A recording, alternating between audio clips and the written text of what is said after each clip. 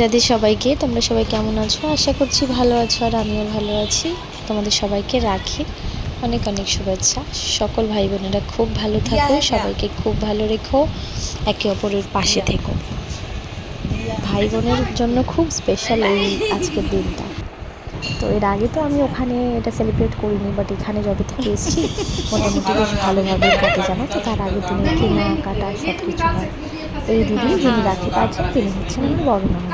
তিনি ওই গোরখপুরেই থাকেন, আর তিনি আসামে যে দিদি থাকেন তার রাখি আর এনার রাখি দুজনেই রাখি, কিন্তু ইনি সবাইকে আমাদের বেঁধে দেয়। ওই জন্য দুবার করে রাখি বাঁধে। তো যাই হোক, এই ইনি এসে আমাদেরকে রাখি পরান, আর আরও সবাই আসে। তো তাদের অত ক্লিপ নেওয়া হয় না, কারণ বলতে গেলে আমাদের বাড়ির বড় মেয়ে তো ইনি এসে সবাইকে ফার্স্ট পর্দাকে ওকে রাখি পরান। রাখি পরানোর পর আসে আমাদের রাখি পরানোর সময়। আমি এর আগে কখনো কাউকে রাখি পরাইনি। আমি এখানে এসেছি তখন আমাকে আমার ননদিনী রাখি পরিয়েছে, আর আমার যা আমাকে বলেছিল যে তুমি কাউকে রাখি পরাও না, তুমি আমাকে রাখি পরাতে পারো। বলেছিলাম ঠিক আছে তাই হবে।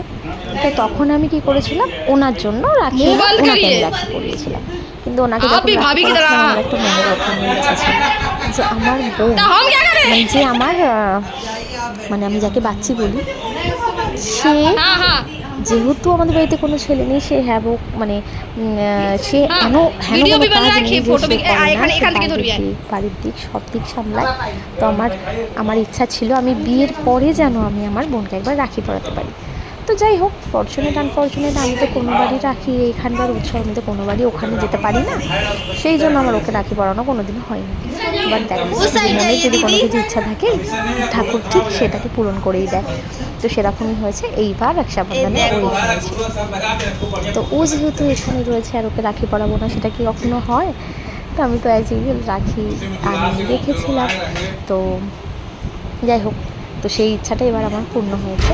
দেখো, দিদি আবার আমাকে দিদি নিজের রাখিটাও পরাবে, তোমার ওই আমার যে আসামে যে ননদিনী আছে তার রাখিটাও উনি পরাবে। তো উনি সবাইকেই মানে একজন করে সবাইকে রাখি পরিয়েছিল। ইনি ফার্স্ট টাইম আমাকে রাখি পরিয়েছিলেন, আর তারপরে আমি আমার যাকে পরিয়েছিলাম। তো এগুলো 2 বছর 3 বছর ধরে তো হয়েই আসছে, আমরা জানি। কিন্তু বোনের প্রথমে না জানা ছিল না যে ওকে আমি রাখি পরাবো।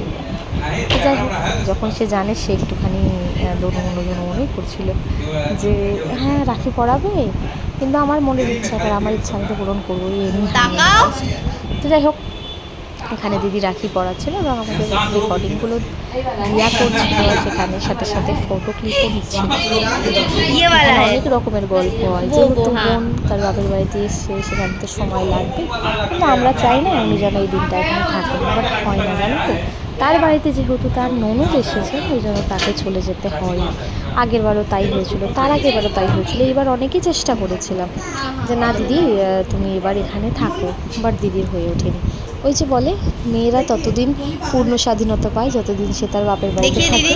তো এখানে থাকলে হয়তো যদি তার বিয়ে না হতো, তাহলে হয়তো এই স্বাধীনতাটা সে পেত, যে না আমি আজকের দিনটা কোথাও থেকে পড়ি। কিন্তু যেহেতু তার বিয়ে হয়ে গিয়েছে, এখন কি করে সে থাকবে, তার শ্বশুরবাড়িটা তাকে আগে দেখতে হবে। যাই হোক, সে চলে গেছিল 5টা 6টা নাগাদ। তো এখানে আমি প্রণাম করেছি, তখন আমার যা বলছে যে এই আমি তো প্রণাম করতে ভুলে গেছি, ইয়েলো কালারের স্যুট পরে যিনি রয়েছেন তিনি আমার যা। আর এই হচ্ছে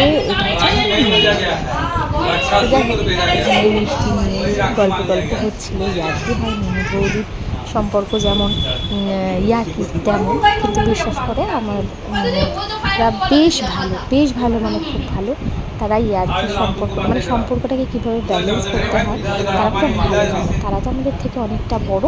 মিঠাই ঝড়কে দেখবিল, একটা মেয়ে তার শ্বশুরবাড়িতে এলে ম্যানেজ কী করে করতে হয় সেটা কিন্তু সেখানে দেখেই শিখে।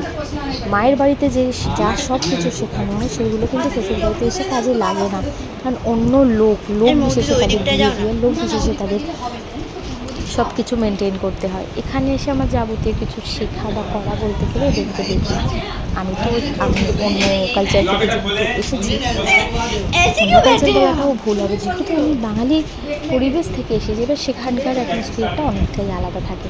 আর এখানকার অনেকটা আলাদা। তো যাই হোক, সামনের জন যেদিকে যায় সেরকম পেছনের জনদেরও এগোতেই হয়। তো আমি এখানে যেইটুখানি আমি বুঝতে পেরেছি বা যেইটুখানি আমার বোধগম্য হয়েছে সেগুলো কিন্তু সবগুলোই এদের কাছ থেকে। এনারা খুব ভালো ইয়ার্কি ঠাট্টাও করে, গল্পও করে, যেটা বোঝানো যায় সেটা বোঝায়। তো আজকের দিনে এত সব ফ্যামিলি নিয়ে কথা বলার রাখি বলো বা যে কোনো উৎসব বলো, বাড়ির সবাই একে অপরের পাশে থাকাটা খুব দরকারি, একে অপরের সাথে থাকাটা খুব দরকারি। আজকাল খুব কম লোক একে অপরের পাশে রয়েছে বা সাথে রয়েছে। হয়তো জয়েন্ট ফ্যামিলিতে থাকা অনেকে বলে খুব মুশকিল, কিন্তু না, আমি আমার ভাবনা দিয়ে যদি বলতে বলি তাহলে জয়েন্ট ফ্যামিলি থাকাটা দরকার। সমাজে জয়েন্ট ফ্যামিলি থাকাটাই খুব দরকার। একে অপরের পাশে থাকলে তবেই বোঝা যায় যে কত কিছু তারা ম্যানেজ করে, কত কিছু তারা শেখায়। একা থাকলে তো নিজের মতন চলা, স্বেচ্ছাচারী হওয়া বা স্বেচ্ছায় চলা সেগুলো থাকে, কিন্তু সবাইকার মাঝখানে থাকার কিন্তু আনন্দটা আলাদা। সবাইকার মাঝখানে থাকলে শেখাটাও অনেকটা বেশি। যাই হোক, এবার চলে এসছে সেই মুহূর্তে, যেই মুহূর্তের অপেক্ষা আমি এতদিন করে এসেছি। আর এবার আমি প্রচুর পরিমাণে এক্সাইটেড ছিলাম যে আমি ওকে এবার রাখি পরাতে পারবো। তো সেখানেই রাখি পরাচ্ছিলাম। আমাকে আবার সেইভাবেও রাখি দেখতে হয়, খুব ঝামেলা করে রাখি সে পরবে না, ঝোলানো সুতো সে পরবে না, ওই জন্য। তো যাই হোক, আমি ওর জন্য চকলেট এনেছিলাম। এবার সে বলছে দাঁড়াও, তোমার জন্য একটা গিফট আছে। তো দেখছি সে আমাকে নেগের জন্য টাকা দিয়েছে। আমি ভাবলাম যে বাহ, মেয়ে তো বড় হয়ে গেছে। ওকে বললাম তখন যে তোমাকে এসব কে শিখিয়েছে? সে বললো না, এগুলো কি আর কাউকে শেখাতে লাগে। আমি ভাবলাম যে সত্যি রাখি পরানোটা কিন্তু সাকসেস। সেই ছোটো হয়েও সে বুঝতে পেরেছে তাকে কী করতে হবে। বোঝাটা বড় ব্যাপার না, জানো তো, এগুলো খুব ছোটো ছোটো ব্যাপার, কিন্তু এগুলো খুব ভালো লাগা। তো যাই হোক, আজকের দিনটা কিন্তু আমরা খুব ভালোভাবে কাটিয়েছি, বেশ সবাই ছিল। তারপরে সন্ধ্যাবেলাতেও আমরা একটু ঘুরতে বেরিয়েছিলাম। সেই সব ক্লিপিংগুলো আমি কতটা এর সাথে শেয়ার করতে পারবো জানি না, ভিডিওটা বেশ অনেকটা লম্বা হয়ে যাচ্ছে তো ওই জন্য। তো এই সব ফটোগুলো নেওয়া হয়েছিল বৌদিকে যখন আমি রাখি পরিয়েছি, তখনকার ক্লিপিং নেয়নি, ওই জন্য আমি ফটো তুলেছিলাম বলে এগুলোর সাথে অ্যাটাচ করে দিলাম। ভিডিওটা যদি ভালো লাগে লাইক, শেয়ার, কমেন্ট আর সাবস্ক্রাইব করবে। পাশে থাকা বেল আইকনটাকে কিন্তু অবশ্যই প্রেস করবে। এবার আসে আমাদের বাড়ির সব থেকে মেন সদস্য যিনি, সে রাখি পরাবে। সে তার দাদাকে রাখি পরাবে। সে তো রাখি পেয়ে রাখি আর বাঁধবে না, সে রাখি নিয়ে সে চলে যাবে। এবার বলো দেখি এবার কী করে তাকে হাত দিয়ে রাখি পরানো? রাখি তো তাকে পরাতেই হবে, মানে 1 বছর বয়স থেকেই সে রাখি পরাচ্ছে। হাতে দিয়ে দেয়, অন্য কেউ না হয় সেটাকে বেঁধে দেয়। এখানে তো টিপ ঠিক সব পরিয়েছে, মানে টিকা মিকা সব কিছু লাগিয়েছে। সবাই যা বলছে সে তো বুঝতে পারছে কে কী বলছে, কিন্তু সে তো মানে সে এতটাই হচপচে হয়ে রয়েছে, তার হাতে রাখি দেওয়া, সে আর রাখি পরাবে না, রাখি সে নিয়ে চলে যাচ্ছে। সে তার বাড়ি পাপার হাতে রাখি পরাবে, অন্য কাউকে হাতে রাখি পরিয়ে দেবে, কিন্তু সে তার দাদাকে আর খুব কঠিন হয়ে পড়ছিল তাকে দিয়ে রাখি পরানো। ছোট মানুষ হয়, কিন্তু সে তো কোনোভাবেই নাচের বান্দা। একদম মানে যখন আর হয়ে উঠছে না, তখন সবাই মিলে ভেবে ওর হাতে একটা কিসের একটা প্যাকেট ছিল, কোনো চিপসের কি কোনো, যাই হোক তেমন কিছু প্যাকেট দিয়ে দেওয়া যখন হয়েছে ঋষভের হাত থেকে, তুমি ওকে এটা দাও তাহলে ও রাখিটা পরাবে। তারপরে গিয়ে সে রাখি পরায়, মানে এই হচ্ছে প্রকৃত বোন। গিফট না পেলে রাখিও পরাবে না, মানে তার হাতে আগে গিফট দিতে হবে তারপর সে রাখি পরাবে। তো প্রথম বছর থেকে তার জন্য আমরা আরও ভাইকে তার চোখ দুটোকেও দিয়ে দিতে হবে, কারণ সে চশমা পড়তে পারবে না। কোনো ভাই কোনো কাকা কেউ তার সামনে চশমা পড়তে পারবে না, তাহলে সে চিলচিৎকার করবে।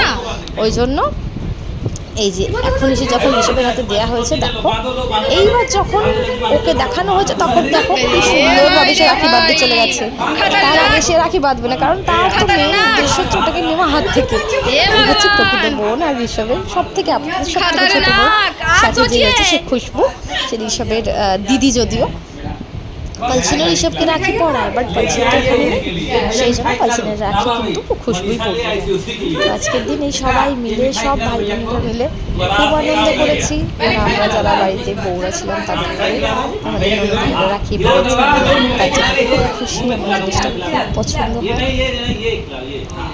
আর ভিডিওটা একটু বেশি বড় করবো না, বেশ ভালো সময় এখানে চলে গেছে